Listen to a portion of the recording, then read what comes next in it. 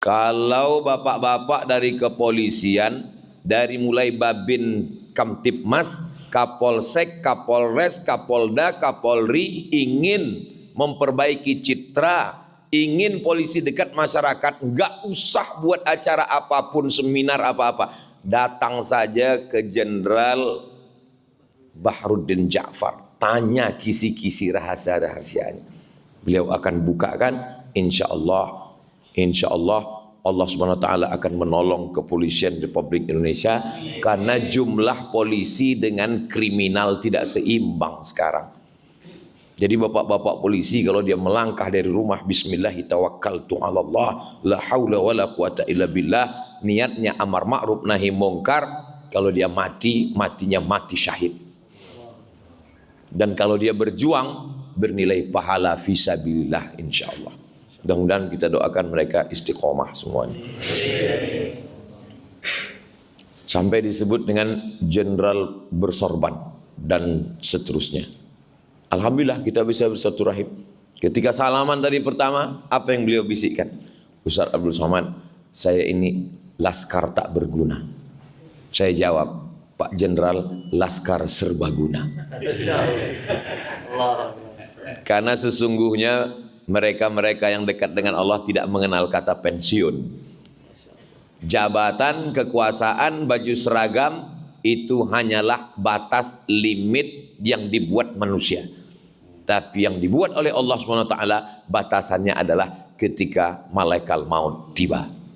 Berapa banyak orang yang punya seragam, punya pistol, tapi tidak berbuat apa-apa. Itu maknanya sudah mati sebelum malaikat maut datang. Bahkan malaikat maut pun melihat dia, perasaan ini kan belum kucabut nyawanya, kok sudah mati duluan ini. Ustadz Abdul Somad ngapal hayat, ngapal hadis, menggelegar tablik akbar. Polisi tidak perlu hafal ayat, tidak perlu hafal hadis, tidak perlu pakai sound system, nggak perlu menggelegar, nggak perlu pakai mimbar, nggak perlu pakai pentas. Cukup dengan seragam dan pistolnya. Yang mau main judi online silakan. Silakan. Mumpung pistol masih ada, baju masih ada, pakai menegakkan agama Allah. Takbir. Saya diajak lewat ibu kota provinsi masuk kabupaten, habis kabupaten masuk kecamatan, dari mulai jalan mulus sampai la haula wala quwata illa billah. Saya tanya ini panitia, kita masih berada di jalan yang benar? Masih Pak Ustadz.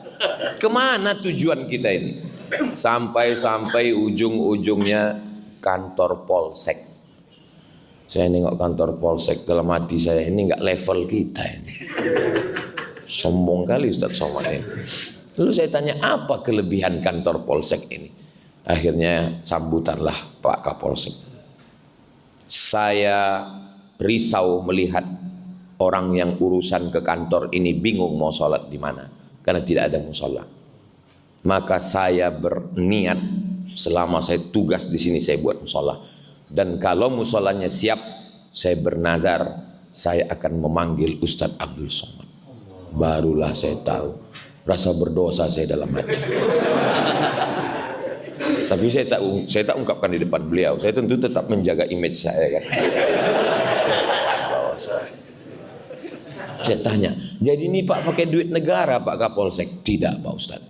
Pakai duit siapa? Pakai duit kami.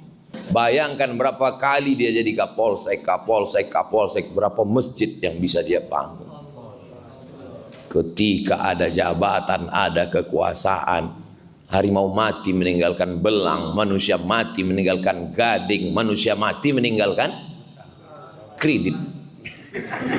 Manusia mati meninggalkan kenangan yang baik.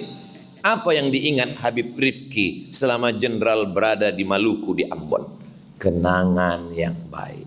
Maka tinggalkanlah kenangan yang baik. Pengurus-pengurus masjid yang di saat Covid disuruh tutup tidak bisa, tapi yang ditinggalkan jenderal adalah kenangan yang baik. Kenangan baik itulah yang paling berkesan dalam hati manusia. Dua yang selalu saya ingat kalau saya. Pertama kenangan baik, yang kedua orang yang nggak bayar hutang.